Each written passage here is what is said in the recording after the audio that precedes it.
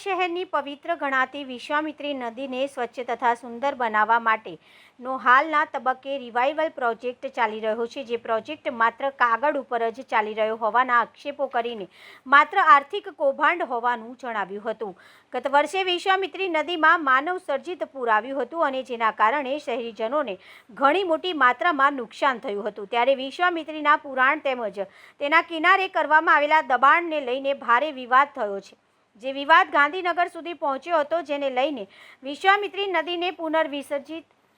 પુનર્જીવિત કરવા તેમજ સ્વચ્છ અને સુંદર બનાવવાનો પ્રોજેક્ટ સરકાર દ્વારા હાથ ધરવામાં આવ્યો છે અને આ પ્રોજેક્ટ હાલ નિષ્ણાત કમિટી દ્વારા શરૂ કરવામાં આવ્યો હતો, પરંતુ વિશ્વામિત્રી નદીના પ્રોજેક્ટમાં ક્યાંક ને ક્યાંક આર્થિક ભ્રષ્ટાચાર થઈ રહ્યો હોવાના આક્ષેપો સામાજિક કાર્યકર અને જાગૃત નાગરિક એવા સેજલ વ્યાસ દ્વારા કરવામાં આવી રહ્યા છે અને કોર્પોરેશનના ભાજપના તેમજ શાસક પક્ષના નેતાઓ આ બાબતે કેમ બોલવા તૈયાર નથી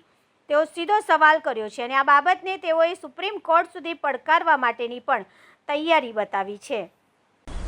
વડોદરા શહેરમાં જે રીતે વિશ્વામિત્રીનો પ્રોજેક્ટ છે, તમે જોઈ શકો છો કે રીતની સફાઈ કામગીરી છે, કઈ રીતની આ કારીગરી કાગળ પર ફક્ત સુંદર બનાવવાની છે। ગ્રાઉન્ડ લેવલ પર જોવા જઈએ તો આ જે પ્રોજેક્ટ આપવામાં આવે છે, ગ્રાસનો જે માટી ધોવાણ ના થાય એ માટી 2.5 કિલોમીટરની અંદર 5 કરોડ રૂપિયા તો વાપરી નાખે છે, તો 24 કિલોમીટર છે,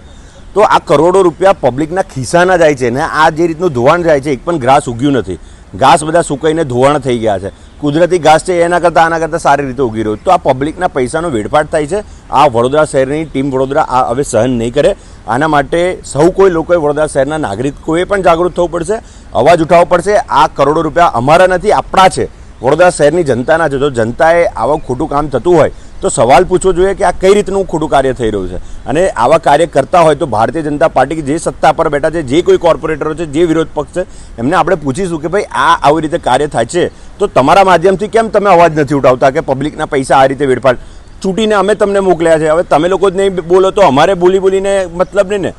તો લોકોને માંગ છે કે તમે જાગૃત થાઓ, આના માટે અવાજ ઉઠાવો અને જે ખોટું કાર્ય થઈ રહ્યું છે એના પર અમે હાઈકોર્ટમાં જઈશું, સુપ્રીમ કોર્ટમાં પણ જઈશું, જરૂર પડી તો કાયદાકીય રીતે લડત કરીને આ ભ્રષ્ટાચાર તો નહીં થવા દઈએ, કારણ કે હજુ તો પહેલો પેજ છે, હજુ તો બીજા જગ્યા બાકી છે, હજુ તો 2.5 કિલોમીટર થયું છે, હજુ તો બીજી 24 કિલોમીટર બાકી છે, તો આ કરોડો રૂપિયા અમે વેડફાટ નહીં થવા દઈએ।